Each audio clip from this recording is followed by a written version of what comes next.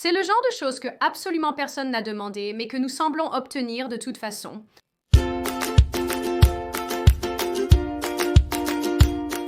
Sydney Watson vous souhaite la bienvenue de retour en enfer. Personnellement, je ne passe pas énormément de temps sur TikTok parce que, vous savez, en plus des jeunes enfants qui dansent, il y a aussi l'espionnage de vous, la mauvaise gestion des données, le fait de mettre vos informations entre les mains du Parti communiste chinois. En plus de la quantité inutile de pointage, c'est aussi un espace pour le porno soft, les mauvais playbacks et les enfants qui se comportent généralement mal. Ce qui ne devrait surprendre personne étant donné que TikTok est principalement utilisé par des adolescents et de jeunes enfants. Cela devrait vous remplir de confiance pendant que vous regardez des vidéos de jeunes de 16 ans qui dansent et de jeunes hommes aux cheveux en brosse qui font du playback sur le léchage de minous, de chats, lécher des chats. Pas une seule seconde, personne ne croit que c'est ce que vous vouliez dire, ce qui rend tout cela beaucoup plus effrayant. Mais en plus de la multitude de problèmes très évidents avec l'application, je pense qu'il est également juste de dire que dans bien des manières, c'est une usine à maladies mentales.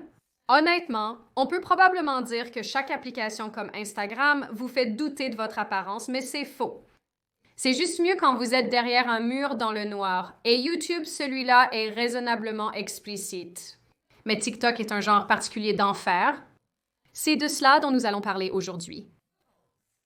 TikTok a été lancé fin 2016 et est rapidement devenu extrêmement populaire après des applications de courtes vidéos similaires comme Vine et Musical.ly. Et tous sont aussi mauvais les uns que les autres. L'application est maintenant si populaire qu'il y a des gens qui consacrent beaucoup de leur temps à réagir à son contenu, comme mon co-animateur Elijah Schaefer ou le compte Twitter Libs of TikTok. Tomber sur ces vidéos est inévitable. Ils sont courts, vifs et hyper partageables, ce qui signifie qu'ils sont partout, d'Instagram à la prolifération sur mon fil Twitter. Mais la plupart d'entre nous ne s'arrêtent pas nécessairement pour réfléchir aux conséquences à long terme de la création d'ères de jeux numériques où les enfants peuvent être aussi superficiels, hypersexualisés et narcissiques qu'ils le souhaitent. La plupart d'entre nous ne s'arrêtent pas pour réfléchir à la manière dont la théorie radicale du genre a trouvé sa place sur la plateforme, à travers une multitude de vidéos sur le fait d'être non-binaire, transgenre, de genre fluide, ou même la création de nouveaux pronoms et genres eux-mêmes. Et voir ce contenu est assez courant. Vous n'êtes jamais qu'à quelques clics de découvrir les genres, arbres et démons. Salut, mon nom. Jasper, utilise les pronoms il. Bonjour, je m'appelle Liana et mes pronoms sont il. Cette vidéo explique comment utiliser nos pronoms. Donc, Liana utilise les pronoms il et démon. Donc, la première phrase serait « Liana est mon partenaire, ils sont mignons et je suis à eux, je les aime beaucoup et j'espère qu'ils s'aiment aussi. » Pour les pronoms démon, ce serait « Liana est mon partenaire, Dim est mignon et j'appartiens à Dim, j'aime Damon très fort et j'espère que Dim aime Damon aussi. » Voilà, profitez-en.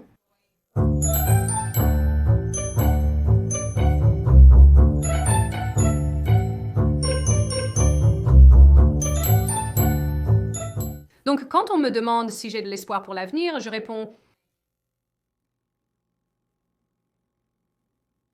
Je suis Anya. Je suis l'un de nos alter-objets. Quand je suis en avant, je trouve très difficile de me souvenir des choses dont le corps a besoin, comme comment bouger, comment cligner des yeux, comment respirer et comment parler. Je voudrais rentrer à la maison, s'il vous plaît. Mais quand nous n'avons pas des adolescents de 13 ans qui nous expliquaient la complexité de la fluidité de genre, il y a un phénomène observable qui émerge où les jeunes adoptent des maladies mentales.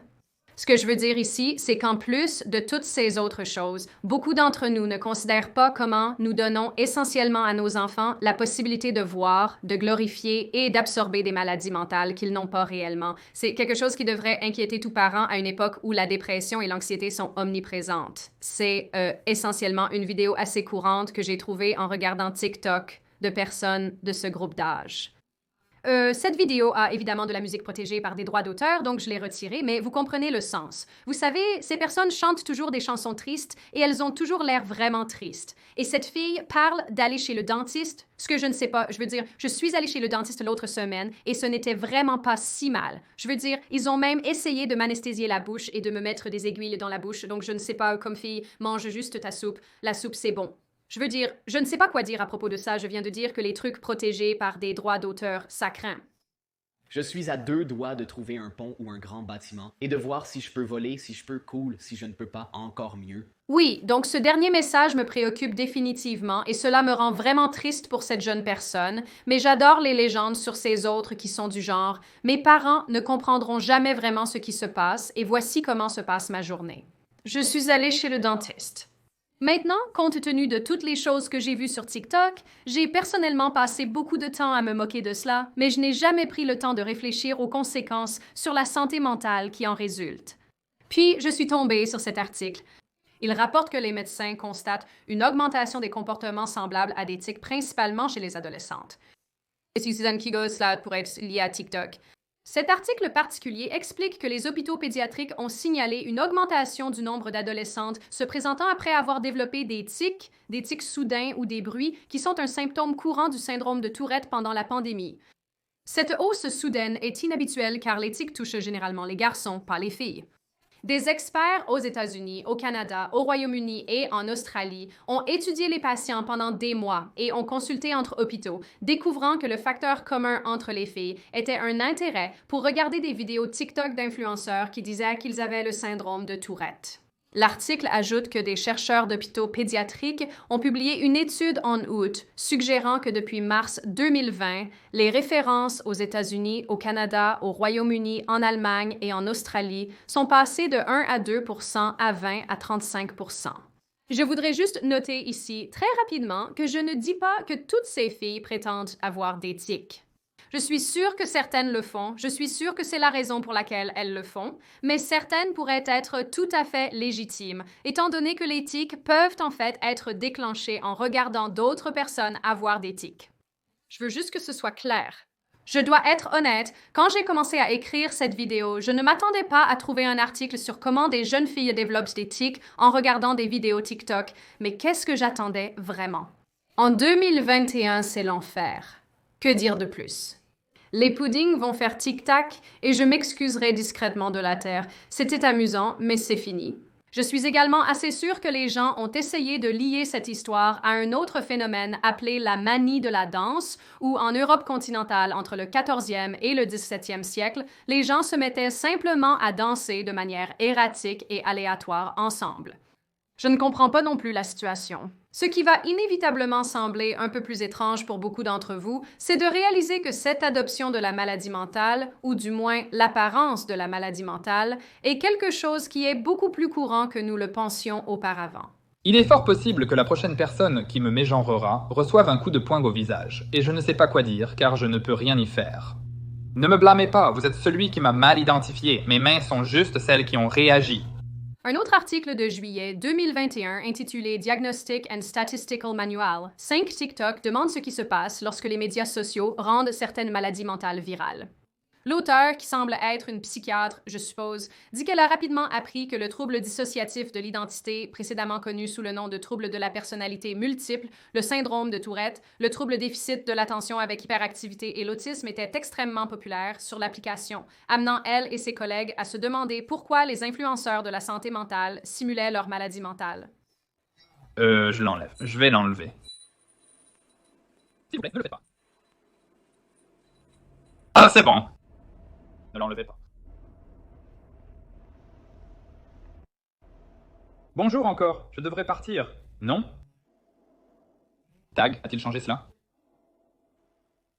Parce que nous avons récemment atteint 40 000. Nous allons nous réintroduire. Donc, nous sommes le système Angel. Nous avons environ 200 haltères. Nous sommes diagnostiqués par des psychiatres que nous avons bien le dit. Et l'âge du corps est de 17 ans et nous sommes tous...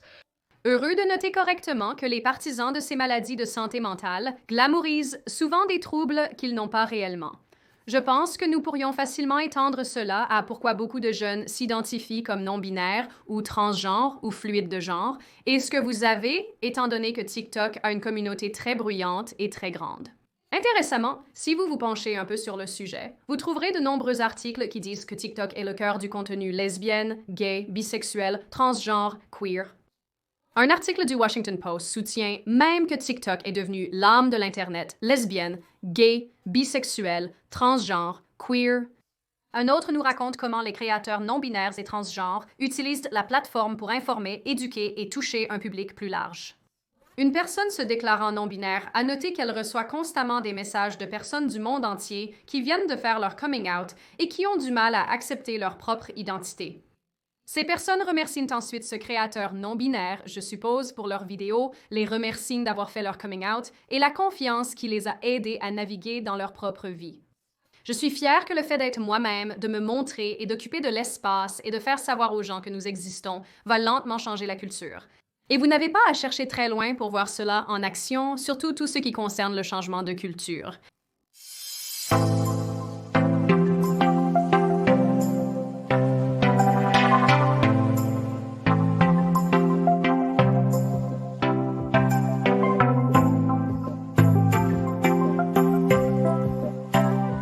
Alors parlons d'égosexualité. Donc l'égosexualité est une identité sur le spectre asexuel, c'est l'un des micro-labels, et il décrit les personnes qui ont un niveau de confort avec les choses sexuelles, comme elles peuvent éprouver des fantasmes sexuels, ou elles peuvent être à l'aise en regardant du contenu sexuel, en lisant des histoires érotiques, ou en regardant des films érotiques, mais elles ne veulent pas participer à l'activité sexuelle. Donc une personne égosexuelle pourrait avoir des fantasmes sexuels, mais elle ne fera pas partie de ce fantasme. L'attrait des sous-cultures sur l'application est même la raison pour laquelle certains pensent que tant de jeunes de la génération Z deviennent des furies. À cause de influencers furry. Comment est-ce mon travail? D'accord. Sérieusement, je suis vraiment contente d'avoir grandi à une époque où Internet n'était pas encore ce qu'il est aujourd'hui. Tu sais, je te suis reconnaissante, connexion par modem. Vraiment reconnaissante envers toi. Pour éloigner les furies, les images ne se chargent probablement pas assez vite pour toi. Tais-toi! Je veux dire, je ne pense pas qu'il soit trop difficile de comprendre pourquoi quelqu'un pourrait feindre quelque chose pour le bien de la popularité. Regarde simplement Instagram.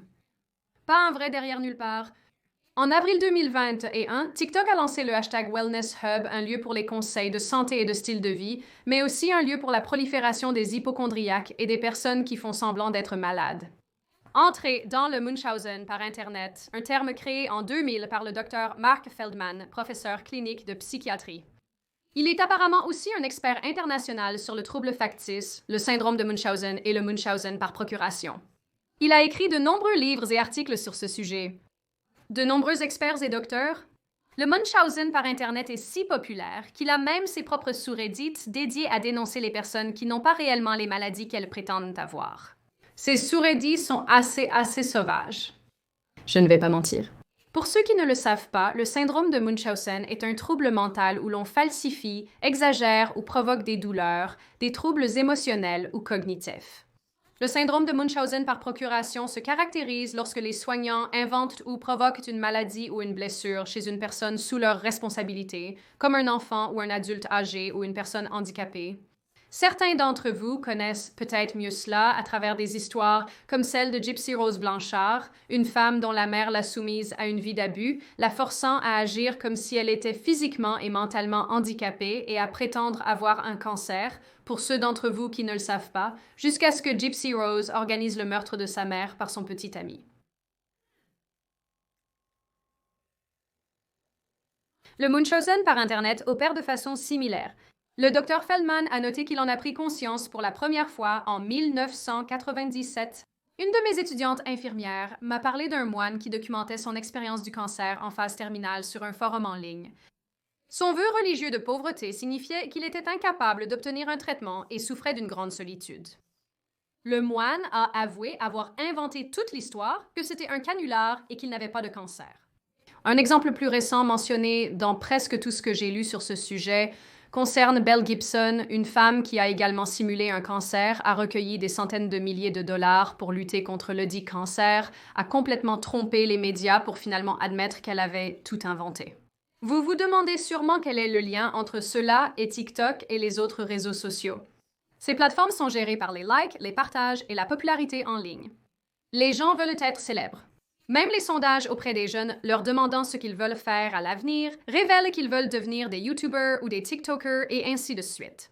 Le Dr Feldman suggère que les médias sociaux attirent les personnes qui sont avides de sympathie et d'attention. Il ajoute que plus la maladie est intéressante, plus l'attention est intense. Vous savez, comment j'ai toujours dit que les étranges de la génération Z d'aujourd'hui sont l'équivalent des étranges émos de ma génération, juste avec, vous savez, des problèmes plus sophistiqués. Ouais. Ça, je veux dire, on pourrait argumenter que s'identifier à un arbre est beaucoup plus intéressant que de se déguiser en chaque déception que vos parents ont jamais eue en vous. Mais avec du eyeliner. En tout cas, à une époque où les célébrités annoncent qu'elles sont non-binaires, transgenres ou fluides en termes de genre, ce qui conduit à la relance de leur carrière ou à la découverte d'une nouvelle vague de récompenses et de soutien, il ne semble pas extrêmement tiré par les cheveux de suggérer que les enfants pourraient trouver que cela fait exactement la même chose pour eux. Et la réalité est que la romantisation des problèmes de santé mentale et de la théorie radicale du genre sur les réseaux sociaux n'est pas une nouveauté. En 2013, The Atlantic a publié un article nommé « Les réseaux sociaux redéfinissent la dépression ». Des communautés en ligne, comme celle sur Tumblr, perpétuent des idées de souffrance magnifiques, confondant ce que signifie être cliniquement déprimé. L'auteur souligne que la glamorisation en ligne de la souffrance, de la dépression, des troubles alimentaires et des problèmes de santé mentale à travers l'art rend la question floue. Des photos en noir et blanc de femmes mystiques et émaciées qui regardent au loin mettent le tourment psychologique et la beauté sur la même page. Et des citations comme « Donc c'est OK pour toi de me faire du mal, mais je ne peux pas me faire du mal à moi-même et je veux mourir une mort charmante » tentent de justifier l'automutilation. Tout cela est à la portée de quiconque. N'importe qui peut rechercher des tags comme automutilation, dépression ou tristesse et trouver des milliers de blogs partageant une vision similaire et déformée de la dépression. Le pendule a basculé de ne jamais en parler et ne jamais s'informer à ce sujet, à tout le monde en parle. Les médecins dans cet article ont noté que la dépression qu'ils observent chez les adolescents augmente d'année en année. Et pour une raison quelconque, ils sont dehors, bruyants et fiers de cela, s'auto-victimisant et s'auto-diagnostiquant souvent afin de répondre aux attentes extrêmement élevées d'Internet. Un document de 2017 fait écho à ce sentiment. Notant dans son résumé, ce document vise à examiner particulièrement le rôle des médias sociaux. Il souligne le fait que cette ouverture sur les problèmes de santé mentale peut être trompeuse et, dans certains cas, manipulatrice, conduisant ainsi à un trouble plus complexe dans certains cas. Ce travail présentera 2 études de cas illustrant la glamorisation de certaines maladies de santé mentale sur les médias sociaux et comment les jeunes pourraient être induits en erreur dans de mauvaises pratiques à cet égard. Il ajoute également que les médias sociaux promeuvent de tels fardeaux psychologiques comme désirables et nécessaires. Depuis 2019, nous accusons même des chanteurs comme Billie Eilish de glamouriser les problèmes de santé mentale. Je ne sais pas si elle glamourise tant la maladie mentale que de simplement faire de la musique qui est très désagréable à écouter. C'est une blague, mais pas vraiment. Ne me criez pas dessus, je ne peux écouter qu'une certaine répétition à la fois. Internet semble s'accorder sur le fait que TikTok a une énorme communauté de santé mentale. Et le problème est qu'il y a tellement de glorification, de suggestibilité et d'attrait à avoir beaucoup de ces maladies mentales. Sauf que, comme je l'ai dit, plutôt que de mettre votre maquillage émo pour être contre-culture, comme au début des années 2000, les enfants d'aujourd'hui adoptent de nouveaux pronoms et genres et d'autres maladies mentales auxquelles ils n'auraient probablement pas été exposés autrement. En me penchant sur ce sujet, j'ai trouvé article après article discutant de la façon dont TikTok a rendu les troubles alimentaires cool ou les problèmes de santé mentale à la mode, et les mêmes choses sont dites encore et encore par les médecins encore et encore.